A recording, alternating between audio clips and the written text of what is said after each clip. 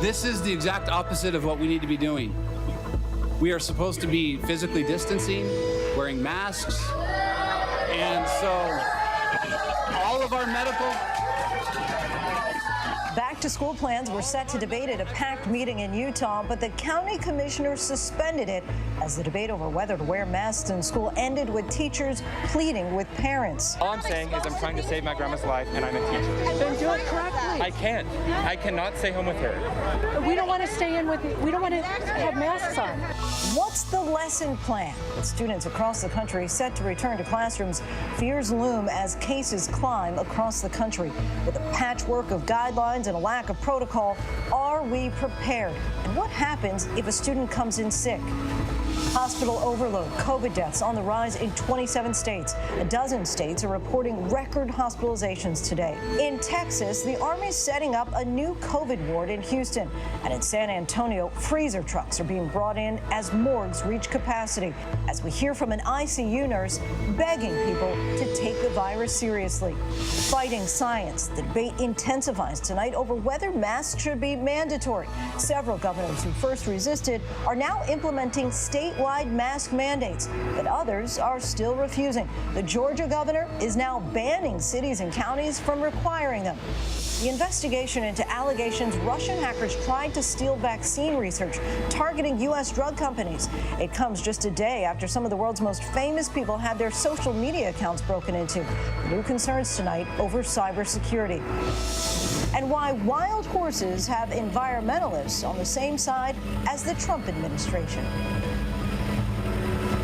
Good evening, everyone, and thanks so much for streaming with us. I'm Lindsay Davis. We begin tonight with the latest signs that we're losing the grip on the spiraling coronavirus crisis in the country. The COVID Tracking Project is reporting a record number of COVID cases, 71,000 just today alone. That's the highest number of cases reported in one day ever. And they say that the cases are increasing not just because of hotspot states, but because the surge is broadening. 9 states reported more than 2,000 new cases today. Florida is marking its deadliest day of the pandemic.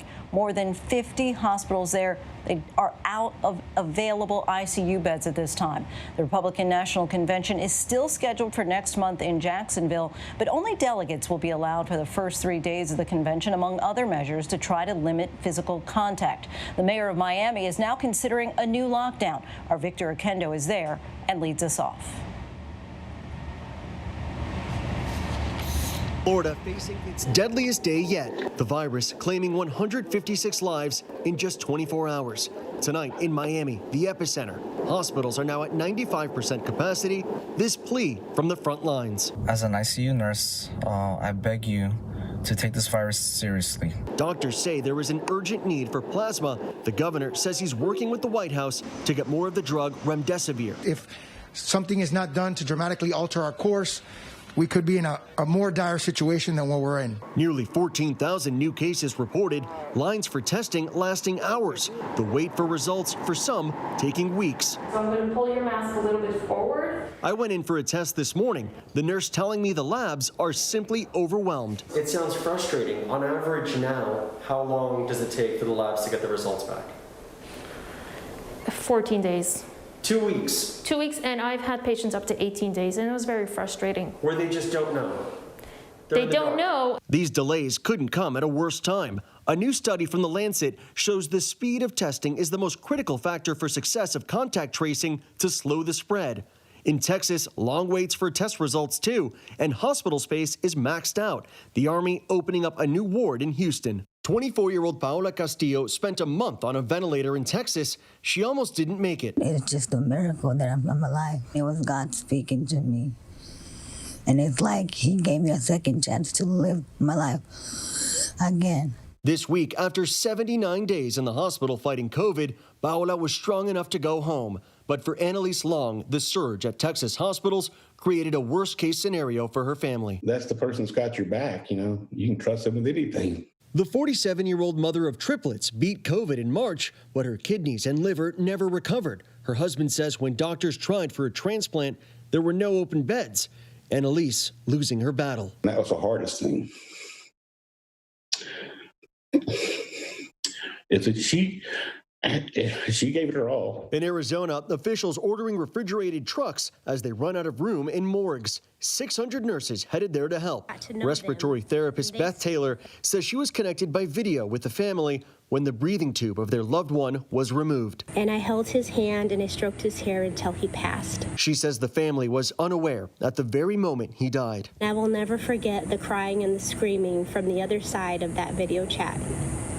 I want that family member, those family members, to know that I sat with him and I held his hand until he passed and that he was not alone. Deaths from the virus now climbing in 27 states as nearly half the country either pauses or reverses reopening. In Georgia, which reopened early, the governor signing an executive order banning cities from passing their own mask mandates. We shouldn't need a mask mandate for people to do the right thing. The governor welcoming the president yesterday, who told our affiliate WSB Georgia's done it all right. For Georgia, it's been great because, you've kept it down and you've reopened and you're just, you're getting close to having 100% open and you've really kept the virus to level down, which is an incredible tribute. But cases, hospitalizations, and deaths are climbing in Georgia. The mayor of Atlanta accusing the president of breaking the law when he landed. So by not having on a mask, President Trump did violate law in the city of Atlanta.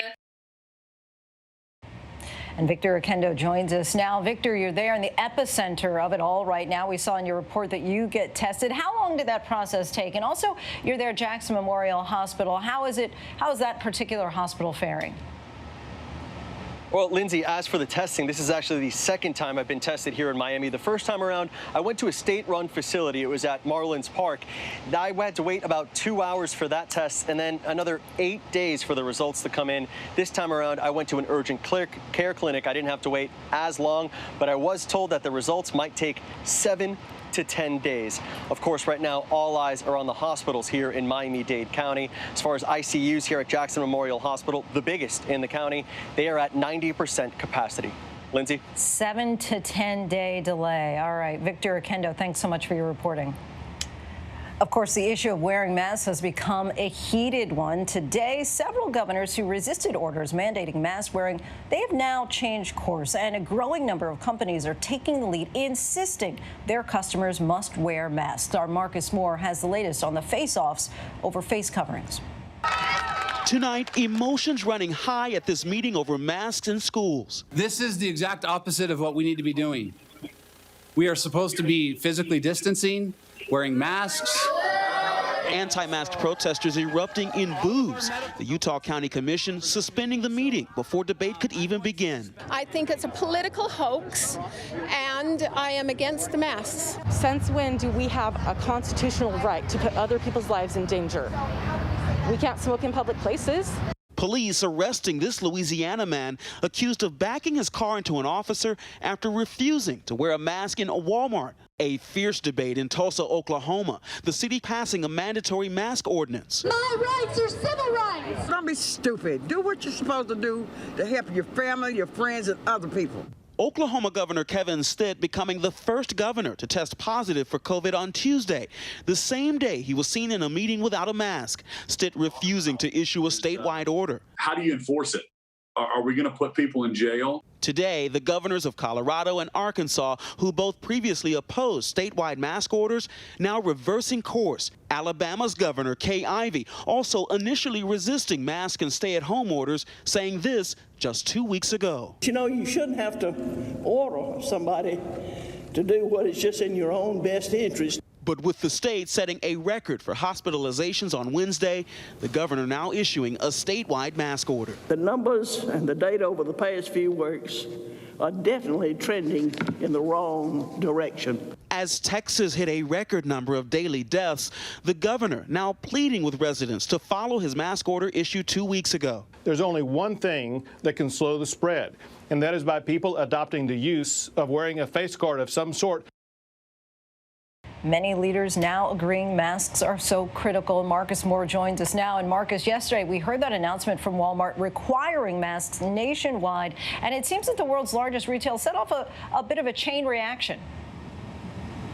Well, yeah, that's the way it would seem, Lindsay, because Target, CVS, and Walgreens are now following in those footsteps, along with Kroger and Kohl's, who will all soon require these masks for their customers and their staff inside their stores across the country. And one thing that we have seen, Lindsay, throughout all of this is that the mask is simply an emotional issue for people on all sides. That's right. Okay, Marcus Moore, thanks so much for your reporting. And as cases continue to rise across the country, the debate over how to open up schools, it is certainly heating up. We're more than 4 months into this pandemic, and there's still no bold national plan to safely return kids to the classroom, leaving parents, children, and teachers with questions as well as fears. ABC's Travers has this report. This is the time of year when Americans start thinking about back to school, new supplies, new clothes. But with the number of cases of coronavirus in the U.S. exploding, parents and teachers are increasingly worried about how to reopen schools safely. And I'm not sure that I want my children to be the guinea pigs for that. I would prefer not to be the guinea pig. It's really about my health. I mean, I consider myself pretty healthy, but this doesn't discriminate. I want to be back in the classroom. I want the students 100%. And I want the students to wear masks, and I want to wear masks, and I want to be as safe as we can within the classroom setting. The coronavirus pandemic is forcing state and local officials to consider drastic plans for the upcoming school year. Mandatory mask wearing, limited extracurricular activities, no chorus or sports, reducing class size to allow social distancing, and using a hybrid model, dividing classes, groups of students rotating between in-school learning and at-home distance learning. But that may not work everywhere. School districts in Los Angeles, San Diego, San Francisco, and Houston announcing they will all begin the school year online. We had a feeling that it was coming, but and no one's super pleased about it, but I do think it's the right thing to do. The numbers are just not on our side right now. The consensus among experts is it's better to get kids back at school if it's safe. The American Academy of Pediatrics says kids should be physically in class, pointing to the major health, social, and educational benefits. But 4 months into the coronavirus pandemic, it's not clear what could happen when kids return. Biggest concern about going back to school and sending them back to school for our family is health. It's cut and dry for us. Our youngest with special needs, Nate, is a high risk. Doctors and public health officials are very worried about how kids can transmit the coronavirus. Maybe they have less severe outcomes, but when it comes to transmission, kids are important vectors because they'll infect their parents or in turn infect grandparents. Peg Alessi from Northern Virginia has been a teacher for 25 years. She's grappling with what is the right approach for her and her students. I think best would be starting virtually. But Alessi says she'll likely start the school year with the hybrid model, 12 students in her 4th grade classroom. It saddens me and angers me at the same time because I've never had to be put in that situation where my family comes second, because it's my family coming second. President Trump insists schools should fully reopen in the fall, and he accuses Democrats of playing politics when they say it's unsafe to send kids back while the virus is spreading. Yeah, the president has said unmistakably that he wants schools to open, and I was just in the Oval talking to him about that, and when he says open, he means open and full, kids being able to attend each and every day at their school.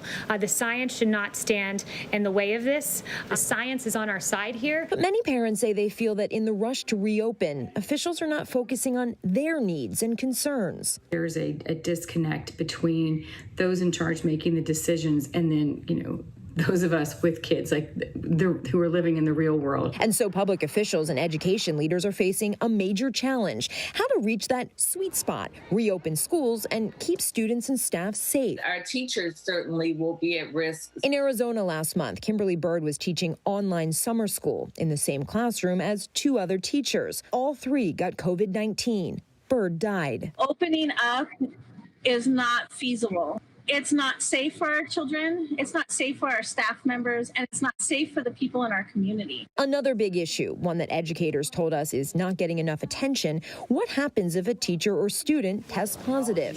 What are we at, 60, 70? 60. Bowlby is a teacher in the Philadelphia suburbs. His wife, a friend of mine for nearly 30 years, is also a teacher. They have 3 young children. We're going to be sending my son into a classroom of 20 kids, my daughter into a classroom of 20 kids. My wife's going to teach 20 kids, and I'm going to have 100 cycling through my classroom. So, I mean, we're going to have a high amount of exposure. Jeff says he really wants to get back into the classroom. He's hearing a lot about reopening, but not the protocol if there's a COVID case in his wife's, or his kids' classrooms. And if my son's being quarantined, are they going to then make my daughter quarantine, or my wife and I going to have to be out of school for 2 weeks? Alessi says parents need to be prepared for a new normal, more independent work in the classroom, less interaction with teachers and peers. A lot of people are saying the social emotional piece is why we're sending our students to school, but school isn't going to look or sound or feel anything of what it was pre-COVID. Public health experts say there is no one-size-fits-all solution for the entire country. Opening schools up in some of the hot spots right now would be virtually impossible because adding the mixing of kids would just flare up the epidemic. And that could lead to another round of closures, something many parents say could really harm their children after so much disruption and upheaval already this year. Nancy Rocha, a parent in Texas, says that is her biggest worry, schools reopening and then quickly closing. So I have to make sure that my son has consistency and stability when it comes to going back to school, because there are struggles that he has in academics. President Trump has threatened to pull federal funding from schools that don't open, a move that could require congressional approval. But decisions about if and how to reopen schools are really hyper-local. And even within states, districts could take very different approaches. That has teachers and parents raising alarms about disparities in education and support structures. My biggest concern is that if we can't figure out these systems for what we need to do to be able to address this COVID crisis in education, that we're just going to settle for it not working great, settle for only some students getting an education. I also think there should be more counselors and people who are sort of just checking in, maybe social workers who can check in with families, just so we know for sure that some of these kids are, not in abusive situations and are able to kind of get out if they need to, or get moved if they need to, into another environment. With many school districts set to open in August, the clock is ticking for a creative, safe solution. Right now, I definitely don't feel comfortable with them going back full time, but I do know that is going to have a lasting effect on them. Parents say they need to prepare their children for this unusual semester, and that may mean some disappointed kids. My daughter starts kindergarten. She's been wearing her book bag since it arrived last week. Karen Travers, ABC News, Washington. Lots of kids certainly excited about the prospect of going back to school. Our thanks to Karen for that. And for more now on how schools will operate this fall, we bring in Addison Davis. He's the superintendent of the Hillsborough County Public Schools in Florida, which includes Tampa. It's the 7th largest school district in the country, and it's now a COVID-19 hotspot. Thanks so much for joining us. Oh, thank you for having me. So in your district, you're actually giving parents the choice. They can either send their kids back to school or keep them home with remote learning. You're offering this opportunity for parents to decide. Are you concerned about even trying to reopen and have that physical presence with coronavirus cases still rising in Florida? Yeah, I mean, absolutely. You see that, Florida continues to grow in the number of cases, and Hillsborough has had an upward trajectory, recently.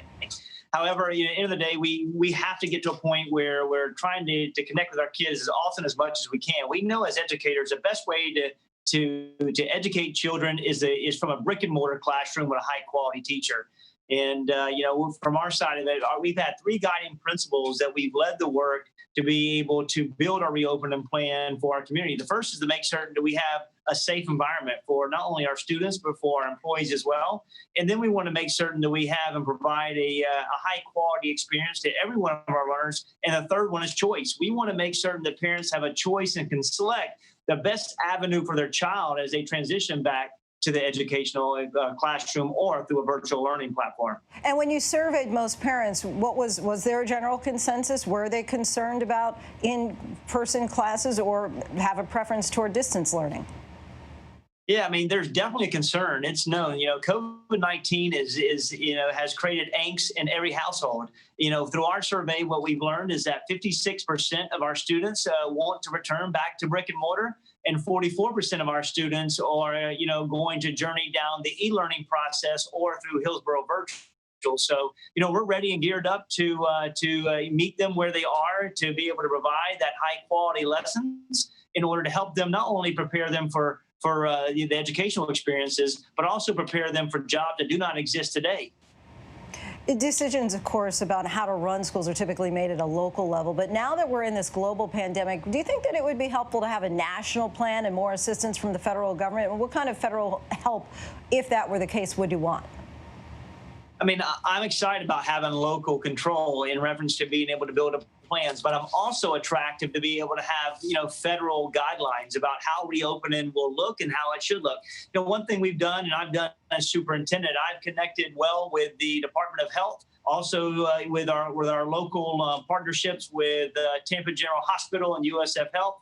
What they've done is we just initiated that partnership where they review on every item within our reopening plan, from transportation to structured movement to how we do lunchrooms, how we provide instruction, how we create a managed space within our classroom. So, it would help to have additional guidance, but we're doing it on the ground. Superintendents are working every single day, and their staffs, along with educators and school boards, to be able to get this right. But it's going to take having those partnerships with the health authorities in order to refine our strategies so that we can be able to provide a safe environment for every one of our learners. And of course, you just talked about the benefits of the brick and mortar learning. Are you concerned that American students are potentially falling behind because of the remote learning?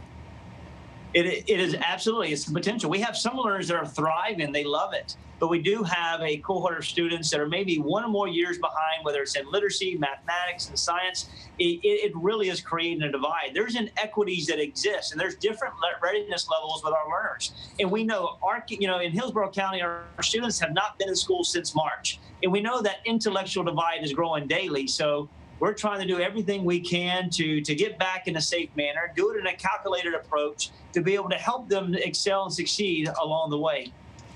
In our last story, we were talking about what happens if someone in the classroom gets coronavirus. How will your schools handle that? And are you concerned that you might need to close schools again shortly after reopening them?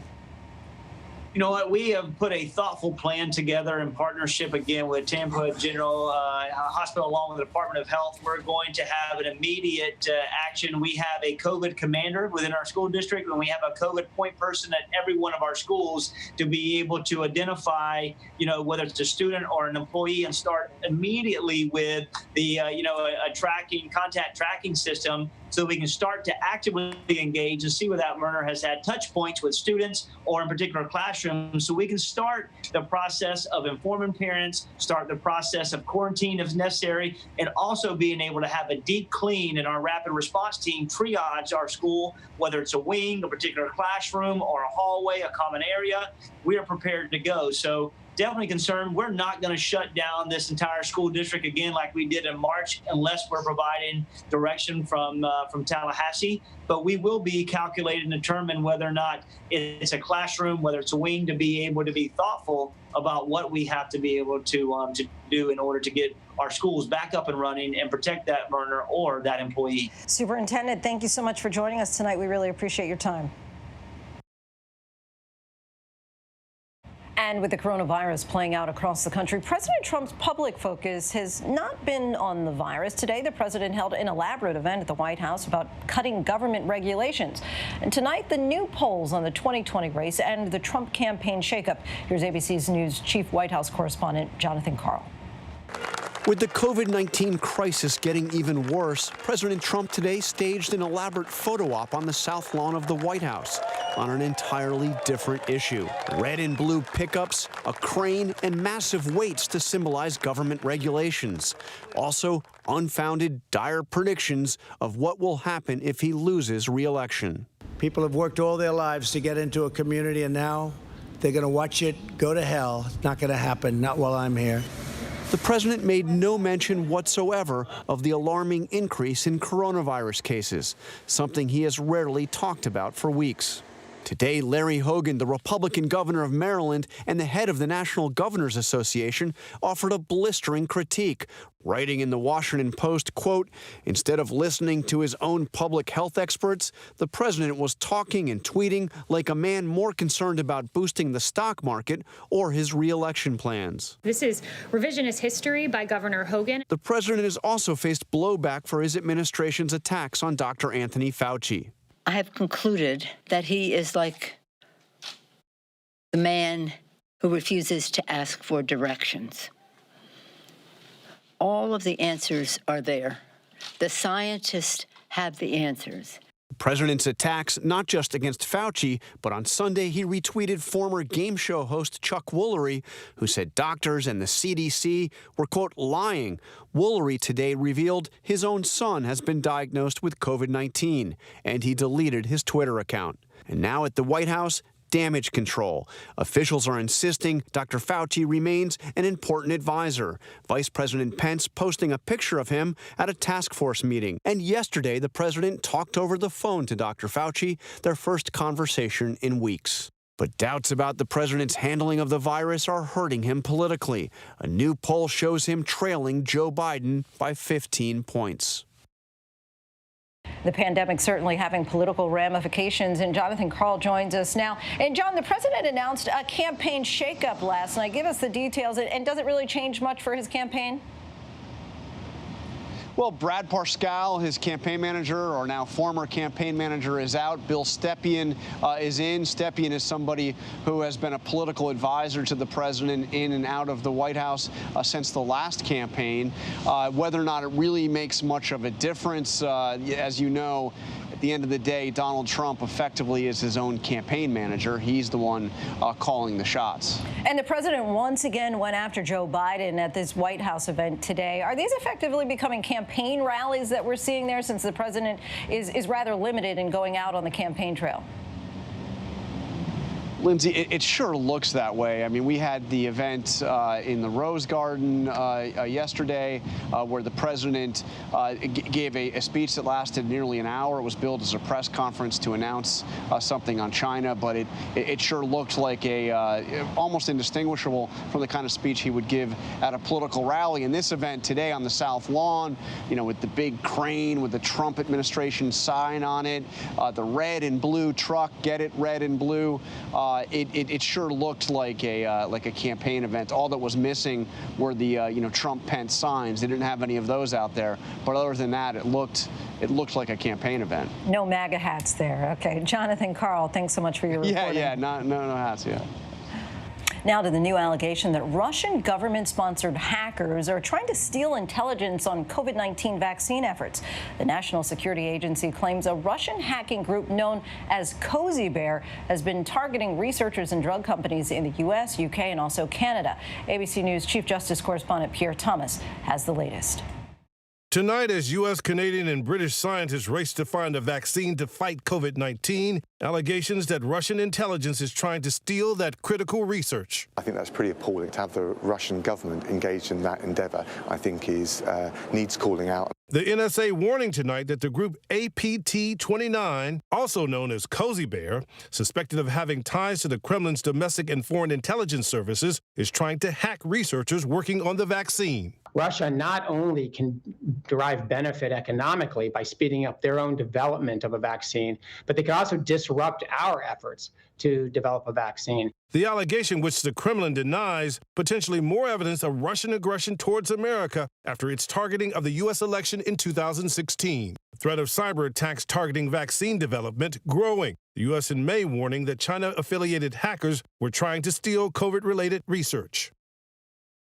And Pierre Thomas joins us now. Pierre, you mentioned that this is just the latest sign of Russian cyber aggression after 2016. Is this raising any new concerns about the 2020 election as well? It truly is, Lindsay. With them being so aggressive on the COVID-19 vaccine, officials say there's even more concern that the election coming up, they could be back at it again. Also want to ask you about that massive attack on Twitter that we saw yesterday. Cyber hackers targeted prominent accounts from Barack Obama and Joe Biden to Kim Kardashian West and also Bill Gates. What's the latest on the investigation, and what do we know about how the hackers were able to do this? Well, the FBI is investigating. We can report that tonight. And what we're being told by Twitter is that they somehow got access to information to employees who work at Twitter, and that's how they got inside and did this particular hack. Pierre Thomas, thanks so much. And when we come back, the new severe storm threat after tornadoes swept through the Midwest. The stunning allegations of sexual harassment just revealed in the Washington Post against D.C.'s NFL team as they still struggle to find a new name. But up next, the murder mystery, the investigation into the gruesome death of an Army paratrooper who vanished during a camping trip with a fellow soldier.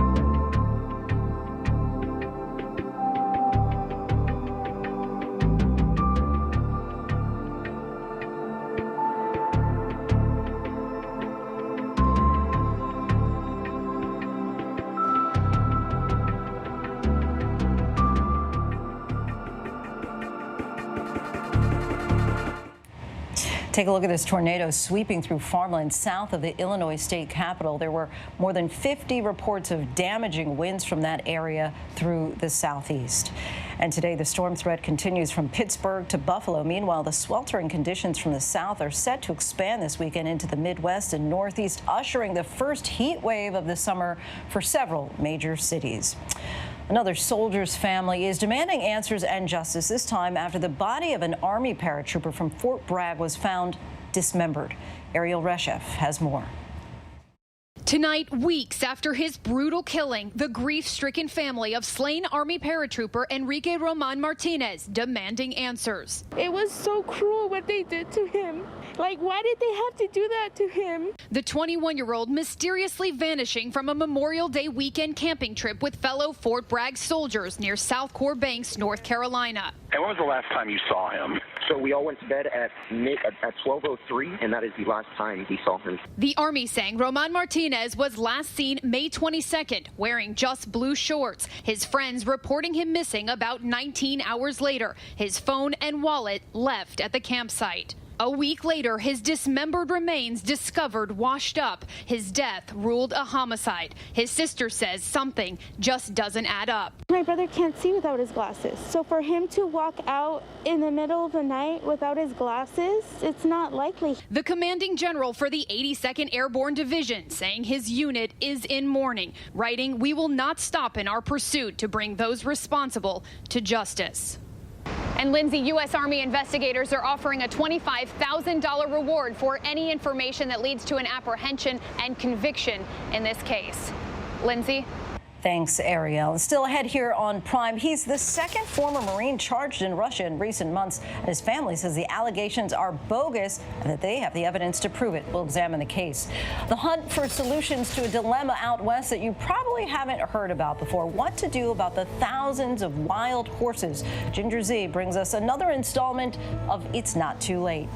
Age is nothing but a number, but are American lawmakers older than those leading the rest of the world? We'll take a closer look. But first, our post of the day, Superman, or Henry Cavill, building a computer.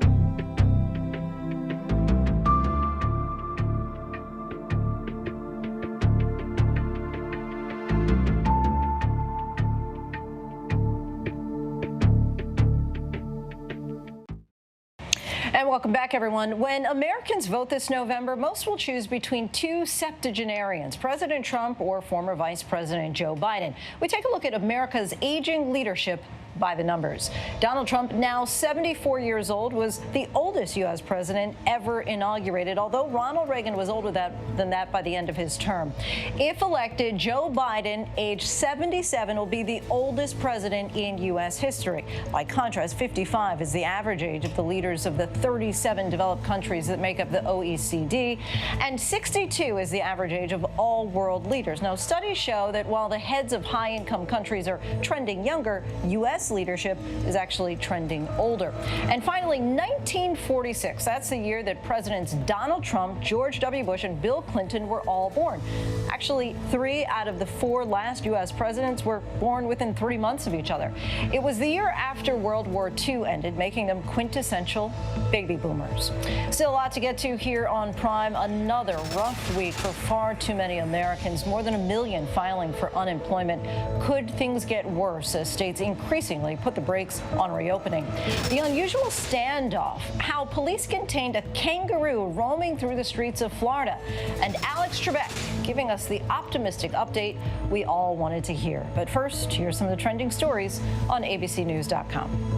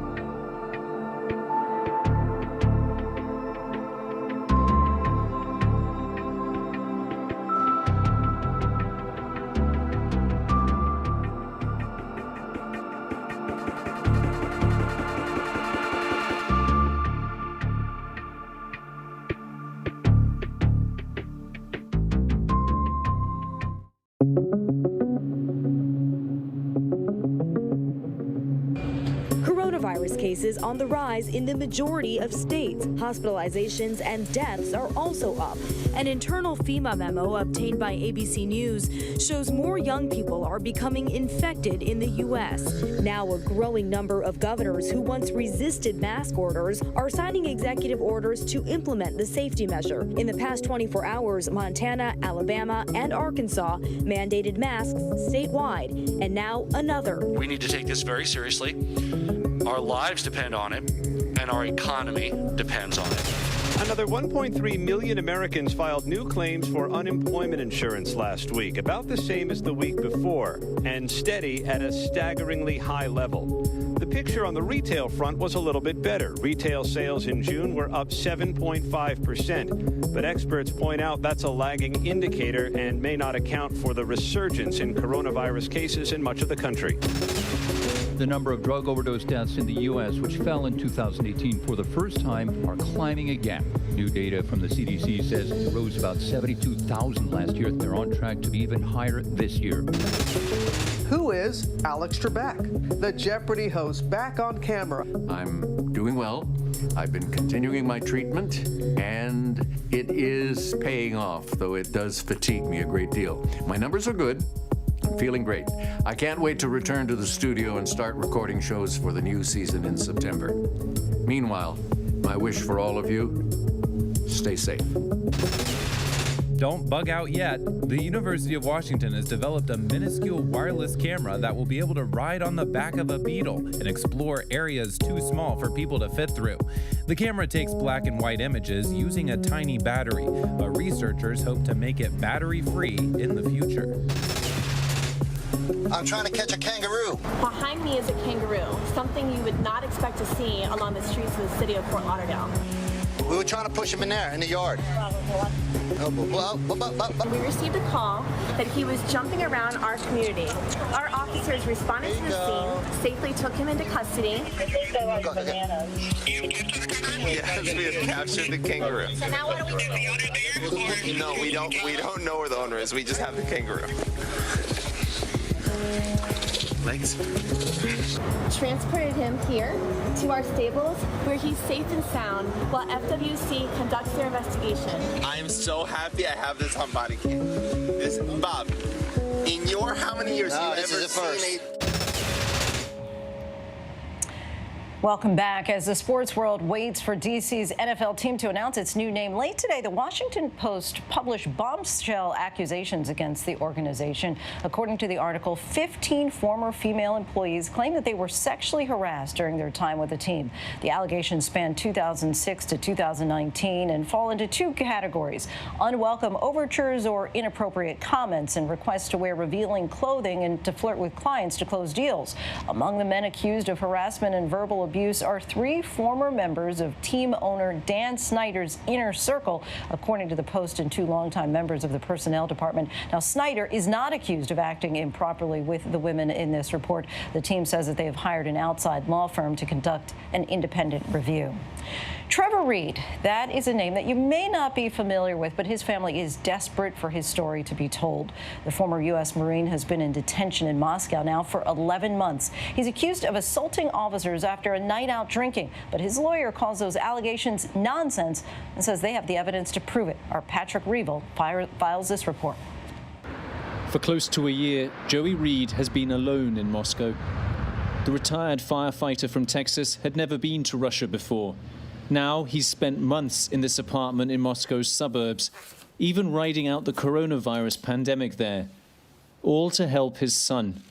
Reed's 28-year-old son, Trevor Reed, is on trial in Moscow on charges his family say are trumped up. A former U.S. Marine, he's been held in this pretrial detention center for 11 months. The stories keep changing, and that's been the what's happened through the whole journey of the case against him, and that's why we spoke out, was because there's just so many irregularities in the case. Reed's detention began last August after a party with his Russian fiancée Alina Sibulnik. Reed had come to Moscow to spend time with her and study Russian.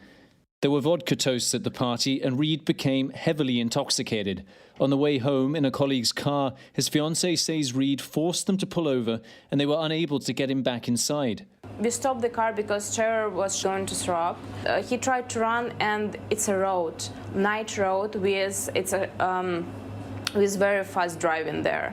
So I was next to him all the time. I just tried to save his life because I understood that if he's coming to this road, it's no way someone will see him. Frustrated and worried for him, she said her colleagues called the police, hoping they would come and take him to a hospital or a drunk tank to sober up. 2 officers arrived and agreed to take Reed to a police station. They just said, okay, if he is drunk, okay, we will take him to police station, and we can just leave him there, and you can come and morning, 5 hours or 4 hours. But when she came back a couple of hours later, she says things had changed.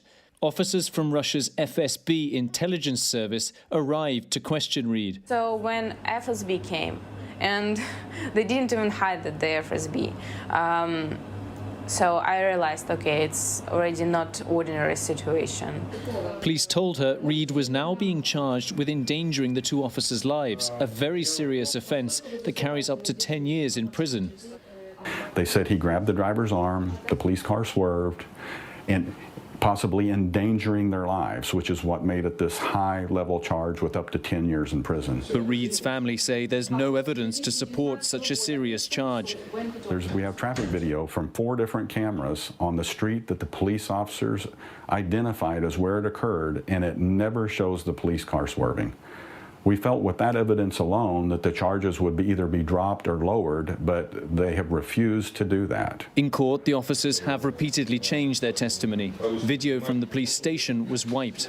Reed's family initially didn't want to go public, but they say they've become more and more concerned their son will be jailed regardless of the evidence. It became evident that the charges against him were going to be maintained no matter what. At that point, we realized that things seem to be changing, and there seems to be a desire to keep him. So that's why we've gone to the media and we've asked for more, support from the United States State Department. One reason for their concern is the case of another former U.S. Marine held in Moscow. In June, Paul Whelan was sentenced to 12 years prison for espionage after being held for more than a year. Some former U.S. intelligence officials believe he was taken by Russia as a bargaining chip. Reed's case is very different, but increased tensions with Russia means there are concerns that Americans are more at risk of being targeted. Reed's family hope that isn't the case. We have no indication that it is political, and we don't want it to be political. Another possibility is Reed is the victim of what critics describe as more routine injustice in Russia's courts. Fewer than 1% of criminal trials end in acquittal in a system with few checks on prosecutors. Another Texas man, Galen Grandstaff, spent 608 days in a Moscow jail after police in 2018 falsely charged him with large-scale drug smuggling for buying a cleaning product online. He was released unexpectedly last year after a judge finally acknowledged problems with the case. In this country, they don't think about justice. They think about whoever is accused, we convict. Reed's family hopes this ordeal ends soon. Reed's fate could be determined as early as this month. Please say hello to my mom and sister. I love you guys. And to my friends, and thank you for supporting me. But for now, his father, watching and waiting, hoping the Russian court will give his son justice. Patrick Reevell, ABC News, Dublin. Our thanks to Patrick for that. And still to come, do you know the purpose of BLM? Not Black Lives Matter, but the Bureau of Land Management. We're about to explain why their job does matter. Stay with us.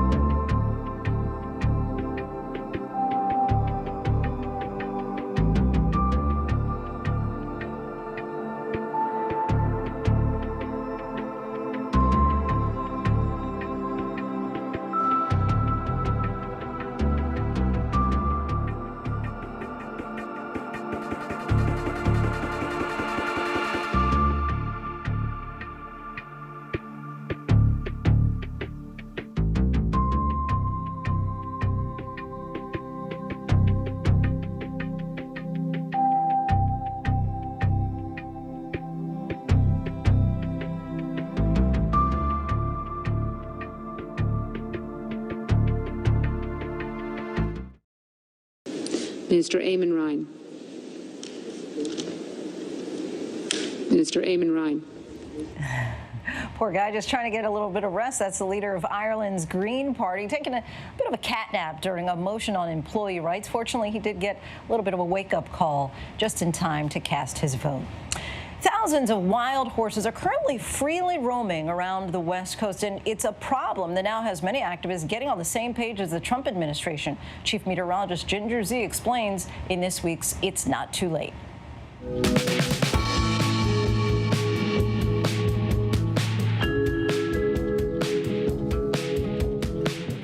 Hi, I'm Ginger Z, and it's not too late. So let's go ahead and start with an animal that I feel like we all need to learn a lot more about this week: the wild horse, or Mustang.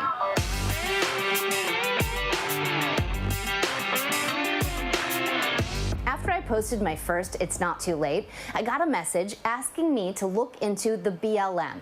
Not Black Lives Matter, but the Bureau of Land Management.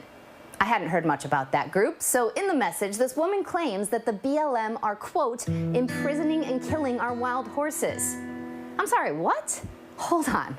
Here's what we found. The BLM is part of the U.S. Department of Interior. They are the part that is responsible for the care and protection of more than 245 million acres, a lot of it out here, the public lands in the West.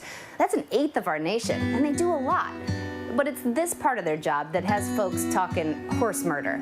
Yes, that is a helicopter chasing and herding wild horses so that they can put them in a holding facility, potentially for the rest of their lives. I'm sorry, what? Let's go back a little bit. We all have to understand this better. See, Harry Truman, back in the 1940s, started the BLM, and their mission was to sustain the health, diversity, and productivity of the public lands for the use and enjoyment of present and future generations. That makes sense. Then in the 1950s, this lady, Velma B. Johnson, later known as Wild Horse Annie, led the charge against Mustangers. A Mustanger is a person who harvested wild horses. Yeah, that means killed them, mostly for pet food. Wild Horse Annie was not a fan of the old Mustang murder, so she pushed for an actual law to protect them. And she got it. The Wild Horse Annie Act. It made it illegal to kill Mustangs while using a motorized vehicle. It was a start.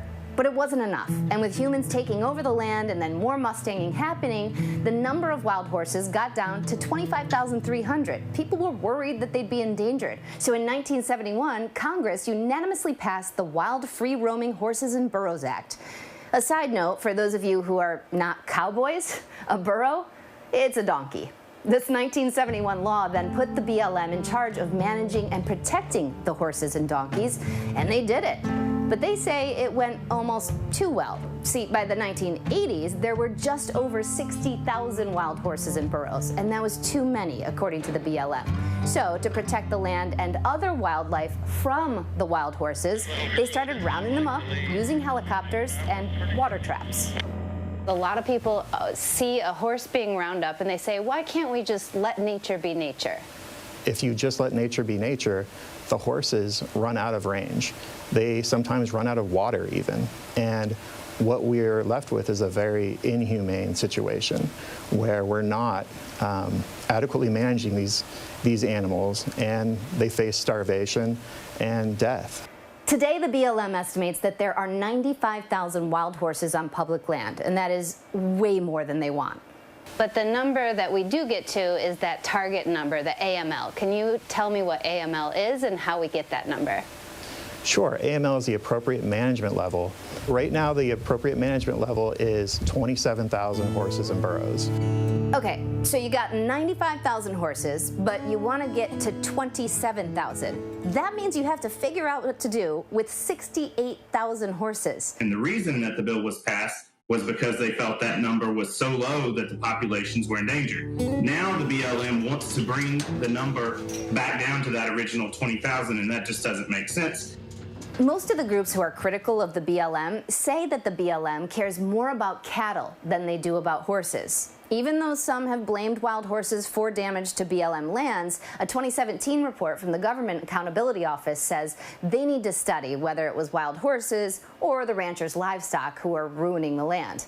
Either way, there's another point of contention. What happens to the horses after they're gathered? Well, they go into a holding facility like this, and right now there are about 50,000 of them in captivity. Each horse is costing you, the taxpayer, $23,000 over its lifetime. The BLM knows that this is a problem. Since 2012, they've spent nearly $390 million holding horses. Now, concerns about overpopulation became so bad that the administration proposed lifting bans on horse slaughter in 2018. You can imagine that didn't go over well. Their only outlet really has been adoption.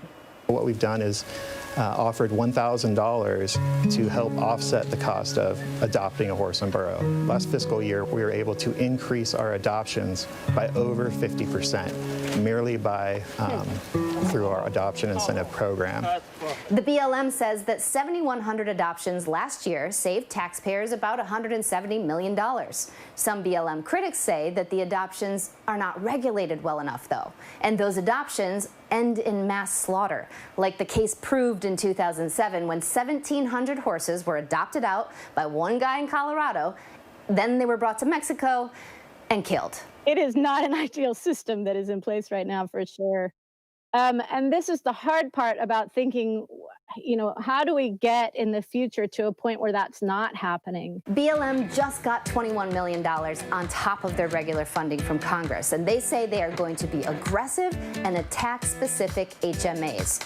That's the herd management areas. There are certain ones that need more help than others, and they're going to do it with immediate mass roundups. This summer, and as well as removals of horses off the range, we'll also do aggressive fertilization treatments. Now, critics say that they need to know that fertility treatments are being used as well, because mass roundups just aren't sustainable. If that's all that is going to happen, that affects nothing.